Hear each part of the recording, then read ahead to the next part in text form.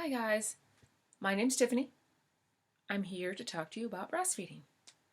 If the title of the videos don't really throw you off, this is my first video. It's going to be a series, I guess, of videos about breastfeeding and pregnancy related type of issues and post-pregnancy, what to expect after pregnancy with breastfeeding, things like that.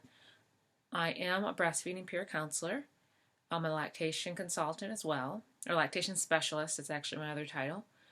I am working to become an IBCLC, which is International Board Certified Lactation Consultant, but that's all kinds of extra stuff you guys don't really need to know.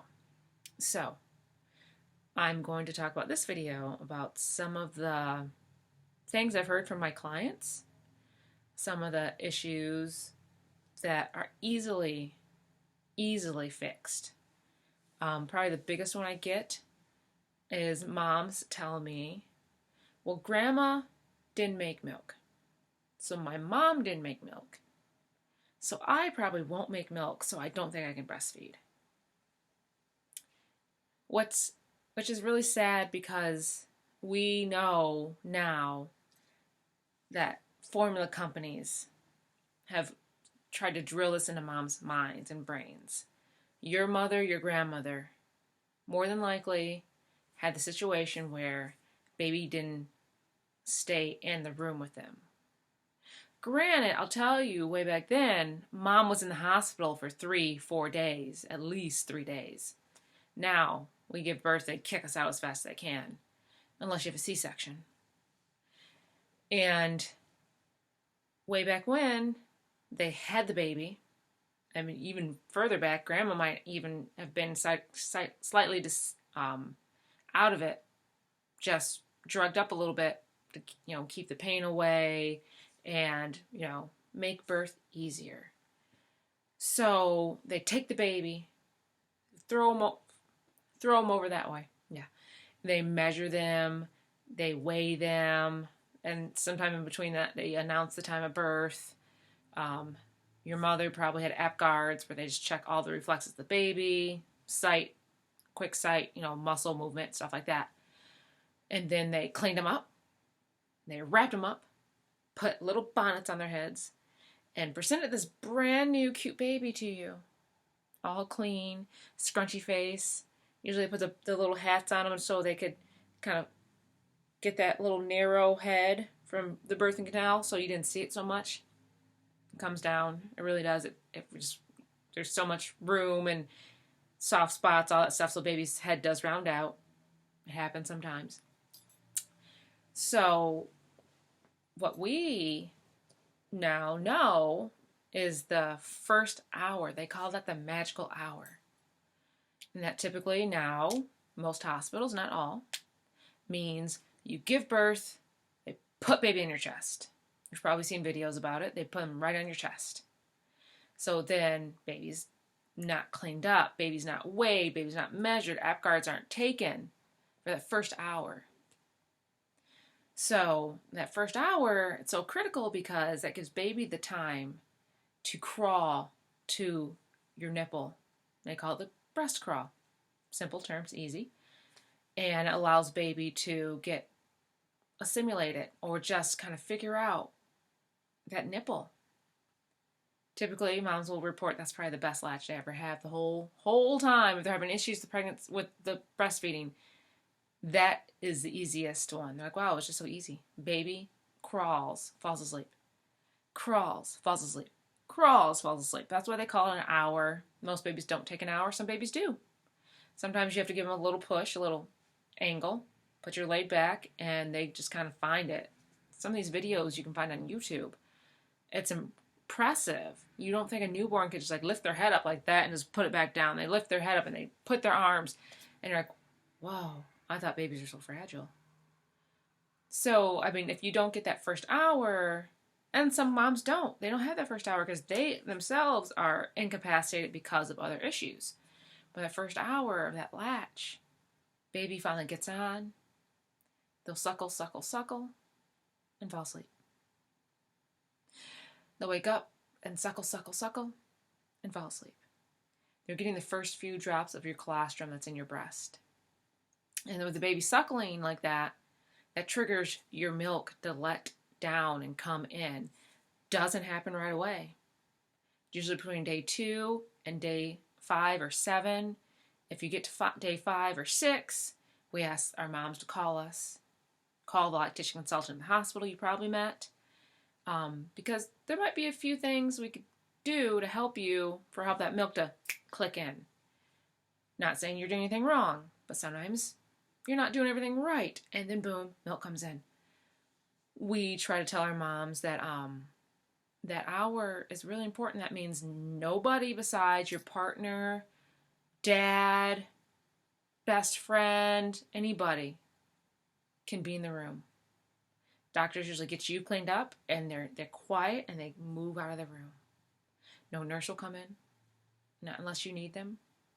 Lactation consultant will probably come in that hour just to check up on you and how baby's doing. But our moms and grandparents did not have the opportunity.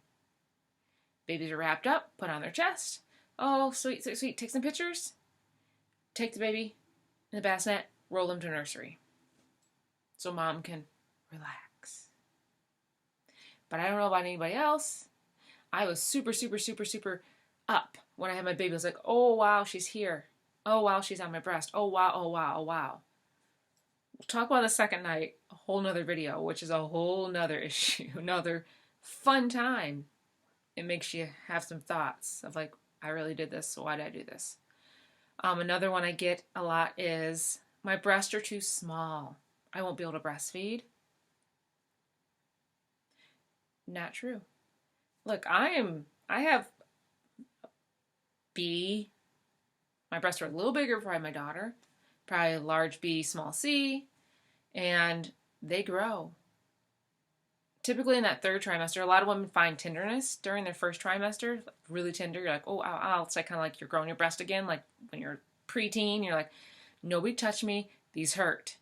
But they grow.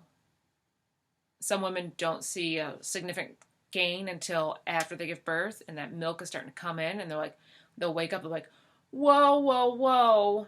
These things hurt again and are bigger, and now I'm kind of leaking milk. And sometimes your nipples will flatten that way too. Again, another video. But that's engorgement. That's engorgement. So yeah, small breasts mean nothing. My mother will tell you she looked the same from the front and the back. She looked like her back and her front were the same depth. She didn't have any breasts. And she successfully breastfed 2 girls. Some women will say, well, my breasts are too big. I'll suffocate the baby. My breast will, I don't know what to do. Well, the thing is with our little babies, their noses typically they're born, they're flatter. So that then brings their noses down. So that they have less area that they need to breathe through. And they don't need a wide open space for breath. They need like the tiniest, tiniest, tiniest spot. And typically babies will kind of pull back and move themselves a little bit to stop from suffocating. Sometimes moms have to pull their breasts and they sandwich them to make them a little more narrow. Just basically to get the baby latched. Once the baby's latched, you can kind of release a little bit. Move a little bit. You don't want to do too much over because that kind of makes your back hurt, can kind of give you a bad latch, all that stuff. We'll talk about proper latching and positions. But big breast doesn't make a difference either. You can put baby almost kind of sitting up towards you and put baby on breast. Baby to breast, not breast to baby. Put baby open their mouths big wide and stick them right on. Basically, it's you just trying to learn baby, because babies kind of have instincts to learn how to latch. There's going to be some pain in the beginning.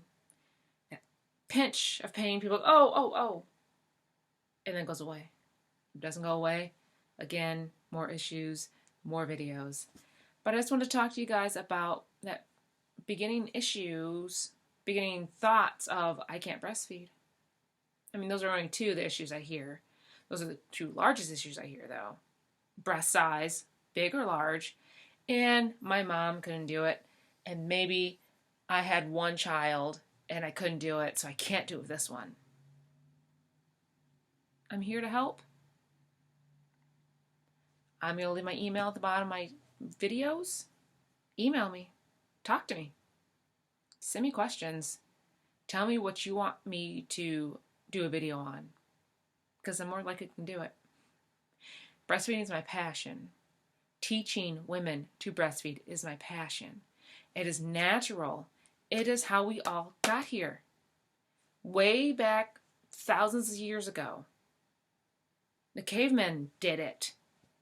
How do you think they got us here now? Some woman with very little brains, as they'd say, gave birth and put their baby on their chest. They knew then that keeping the baby close on them was the proper way to protect them and keep them warm. And they did it way longer than we do in America.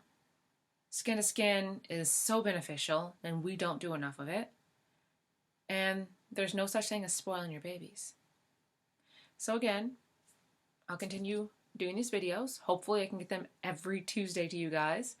And again, send me messages, leave some comments below, email me, and have a great day, guys. Bye.